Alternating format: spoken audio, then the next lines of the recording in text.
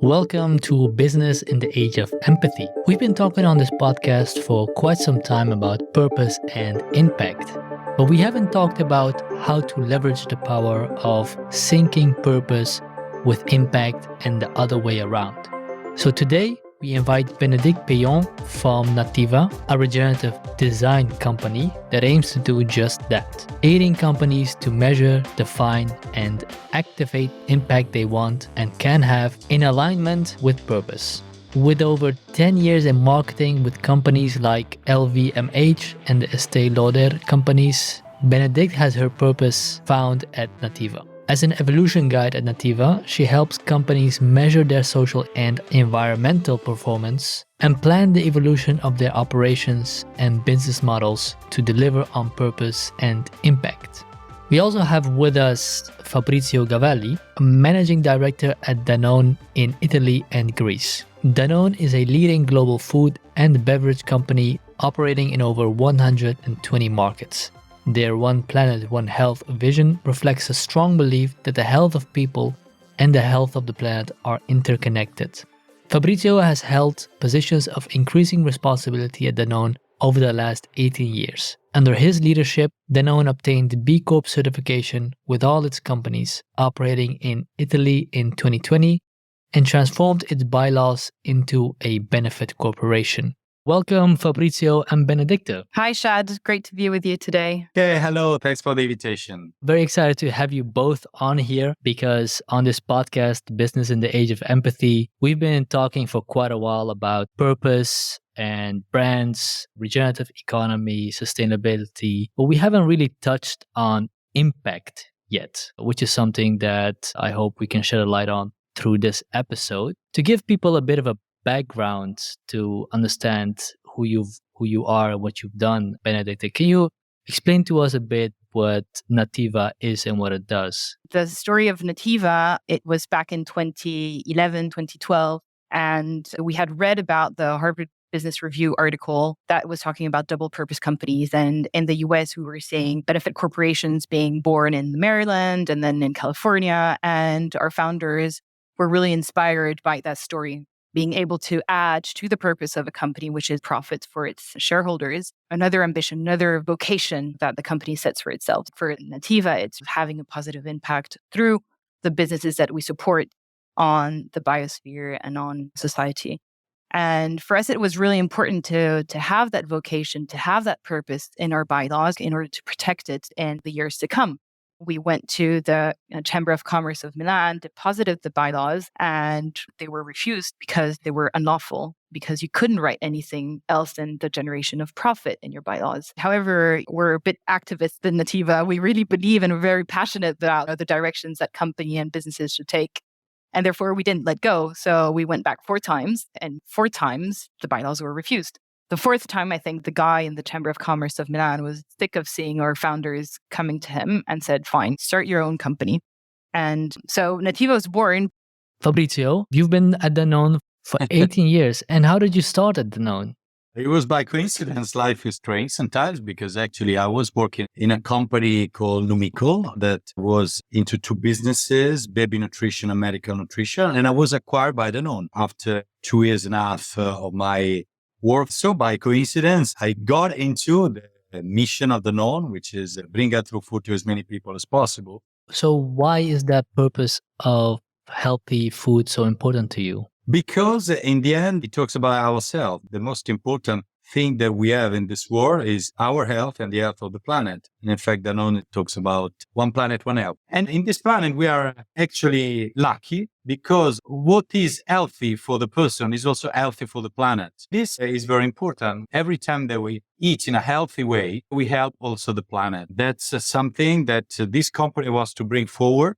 And as a person, I always went behind this concept very strongly. So that's very interesting that you say what is healthy for the human is healthy for the planet. And that is what you are trying to proliferate in the world. Yeah, that's absolutely correct. I can give you many examples. If you produce and drink 1 liter of water, you consume for sure much less resources than other alternative beverages. And we know that producing a beverage with vegetable protein consumes 1/11 of the energy required to produce an equivalent of cow's milk beverage. Has this sense of purpose been the core of Danone from the beginning, or is it something that has developed throughout the years? It started many years ago. Danone is 100 years old. What was a milestone in this company was a speech that 50 years ago, which is a lot of time ago, our founder, Antoine Riboud, said that company should pursue not only economical objective, but also social ones. So that has been an important milestone. And since that,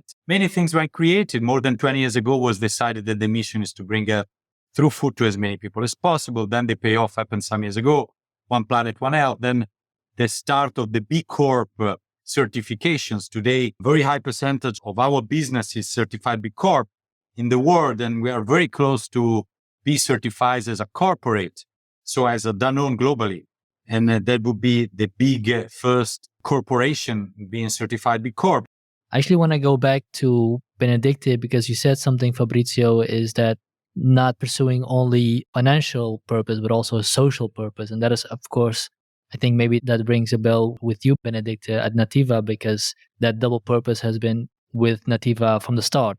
Yeah, absolutely. And I think it's great that we're having this conversation to inspire others, really, because especially in today's conversations where sustainability might sometimes be seen as a constraint because we're adding other KPIs to the decision-making process, that complexifies the process. But it's actually just a question of training. And I think the purpose element is a nice way to envision that non-financial aspect of the business. It creates a direction that kind of allows to really engage the stakeholders and the employees really of the direction of the company in the first place. We were talking to the marketing team of Danone actually this morning as well, and wanting to drive in that direction of the purpose to create positive impact. It creates a whole new playing field. It unleashes creativity. It gives another sense of why I am in that business, why I have a vital role. Yeah, that's amazing. You're talking about reimagining sustainability or other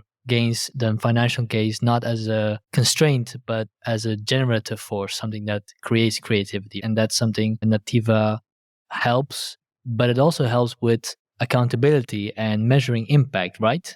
Yeah. Yeah, exactly. And it's true that very often when the first moments wherein we engage with a company, the kind of leaders that we talk to, we call them legacy leaders because they're usually people that have understood that they need to make this cultural shift. They need to measure also that kind of non-financial impact, but they might not really know how to go about that. Right. And however, what's really amazing today is that there are so many tools that exist, so many frameworks. And actually, Nativa, we call ourselves regenerative designers because in this new field of activity, there's not just one solution fits all. There are models that are tested and proven that can help assess the social and environmental impact or contribution that a company brings. Can you give us an example of such a model of how you can measure those kinds of impact? Yeah, well, to become B Corp certified, there are different requirements, but the key element here that we need to talk about is the B Impact Assessment, which is a massive questionnaire that is customized to the profile of the company that is under assessment. And really that goes and analyzes 5 key areas of the business, which covers the whole holistic kind of analysis of the business. So from the governance to the HR piece with the people, the impact on the community, the impact on the environment, and the impact on the customers. And for a large company such as Danone, it'll have 250, 300 questions. So it goes in massive detail and it assesses 2 different elements of the business. The operational aspect of the business, so really the day-to-day of decision-making of how the company is structured. But then it also identifies whether the company has what we call an impact business model. So does the company have a business model that is intentionally built to have a positive impact, maybe social or environmental? And here, I'm sure Fabrizio can share many examples of how Danone is intentionally built to have this positive impact through One Health, One Planet. Yeah, we've been doing that with Actimel. Actimel is a brand that stands for Strengthen the Immune System. Immunity and vaccinations are 2 things that go very closely because you vaccinate actually to reinforce your immune system against some diseases. And then we have partnered with an important Italian NGO to help elderly people to get to the vaccination centers to get vaccinated. They couldn't go there either because they don't have anybody or because they are in a wheelchair or for many other reasons. We have raised money through our brands and we helped this NGO to partner with these people to get to the vaccination center and to help their quality of life through improving the immune system. Also, through our Danone brand, which is an anti-cholesterol brand, we organize a very important campaign with a Policlinico Gemelli, which is a very important hospital in Rome, one of the biggest one in Italy. And they helped us to screen people for cholesterol because despite the pandemic, cardiovascular diseases are the first reason for death in Italy. This is actually using the strength of the brand as a tool for activism. Correct. That's correct. And the activist for the planet is Alpro, as I mentioned before, because all the times that we talk about Italy, we drink cappuccino. Most people drink one cappuccino a day for 365 days. If these people move a regular cappuccino to what we call Alprocino, so a vegetable protein cappuccino, and they do it for 365 days, substituting the cow's milk alternative, they save 250 liters of water. So that's why we want to promote and being active with our brands on many of these areas. So we have on our evaluation many other activist campaigns, knowing that when we talk about sustainability, we refer mainly to sustainability on the environment, but it is not only the one. Because today, probably the social sustainability for many people is even more important. In Italy, we have 10% of the population that is in poverty. These are the last numbers from Istat, and there are 8,800,000 people in relative poverty. It means that they need to change their behaviors in order to simply survive even more for. Interesting. Is this specific challenge that you're talking about also part of the journey of Nativa and Danone together? I say yes, because we receive a lot of stimulus by Nativa. For example, today I was discussing with some Nativa people our stakeholder mapping. So when you talk about these problems, the first thing you realize is that you cannot do it by yourself. It's impossible. Today, the world is so complex. Then you need to create a stakeholder mapping to understand which are the organization, institution, being them political, NGO, trade association, consumers, customers, and you name it, that can really help you in reaching many times some common objectives that you have. Bénédicte, do you recognize this importance of stakeholder mapping? Yeah, absolutely. Actually, this has been a very hot topic for us in Nativa lately because I think in the past years in which sustainability has become at the core of the conversation for companies, we've been very focused on the company itself and the impact that the company has through its business. And we try to assess how regenerative this single entity, the single business is. Now, there is a shift happening in this field where we need to consider ecosystems because as Fabrizio is saying, you can't do this by yourself. If Danone by itself has a set of objectives and it goes, again, in that direction by itself, then it'll have a limited impact. However, we need to accelerate the transition here. So in order to do that, we need to bring as many stakeholders as we can along the way. And that's part of the ecosystem that brings actually the Danone product from the factory to the consumer to actually go in that direction. So the ecosystem approach and the stakeholder mapping is the tool that helps to understand who are the key stakeholders that will allow us to drive that direction is really important. This gets into partnership for brand growth, as we call it. We're very proud to partner in Italy with other big corp companies, by the way, Caffè and Chiesi, two famous companies in Italy that work with us on the Alpro part for Illy and on our activity with our infant nutrition brands, mainly with Aptamil on helping the prematures that are very fragile. It sounds like a very exciting and purposeful journey that you're on together as well. Bénédicte, do you remember when this initial journey started with Danone?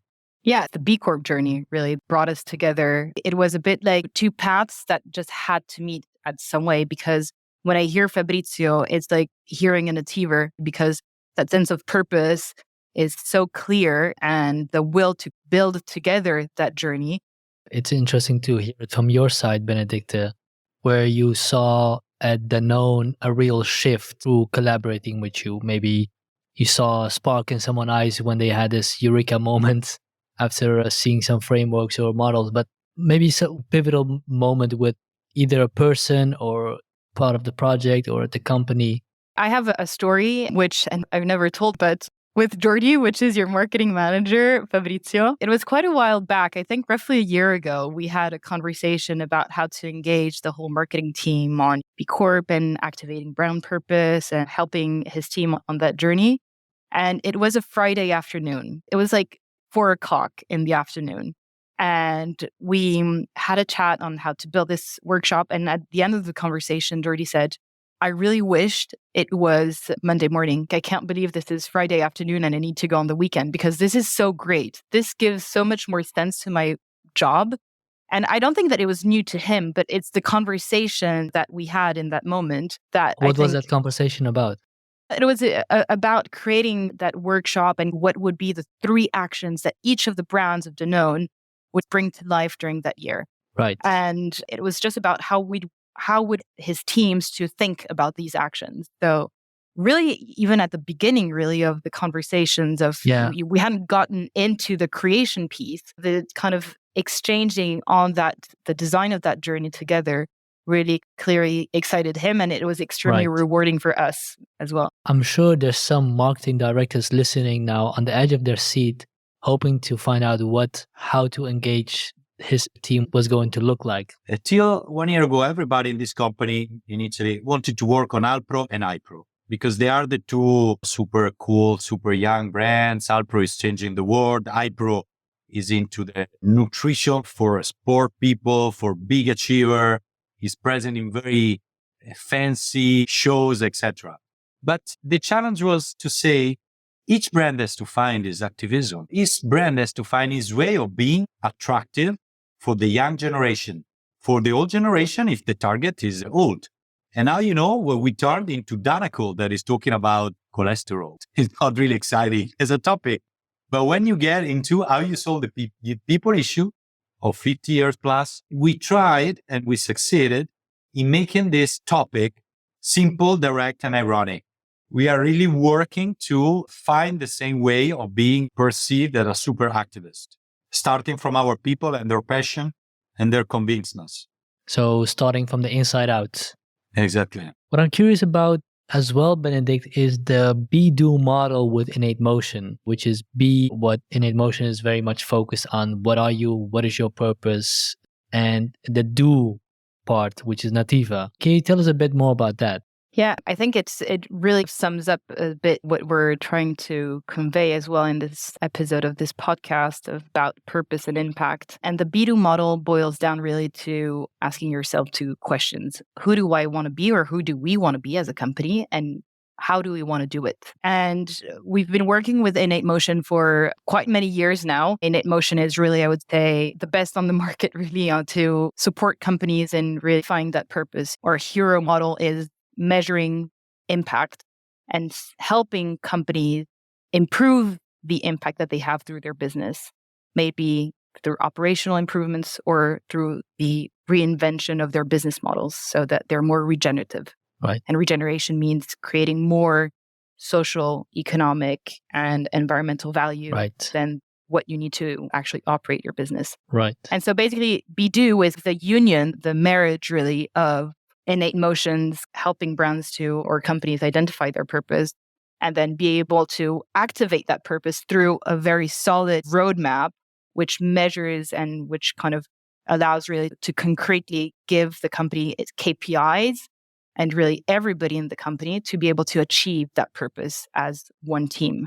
One other thing that is also very important at Innate is empathy. Has that been part of the do part of the model, of the do model as well for you? Yeah, of course. I think that's something which is, I would say, unique about Nativa as a regenerative designer, as a consultancy in sustainability, because we are science-based. We design models. We have science teams. We have engineers. We have architects. But the human aspect of what we do is fundamental. And that human touch, we call it human inspiration, enables us to, first of all, create a relationship which is unique with the companies that we support and the legacy leaders we work with, but also for us to really understand deeply where they're at, how do they see the future, And no model, no digital platform, no nothing can substitute that. So it's the unique part that allows us to help legacy leaders in the evolution. Yes, definitely. And if you have motivated people, then you can get everywhere. This famous 50-year speech of Antoine Riboud, there are many sentences that were quoted in these 50 years everywhere, including Danone and in many countries and in many organizations. There is one that I love. There was this final sentence that is said, while resources of the planet are limited, the resources of motivated people are unlimited. That I think it's a very important rule of life and of business. Because when you have people, then a passion for what they do and they believe in what they do and they join you because you have that mission, then of course, I would say everything is simpler.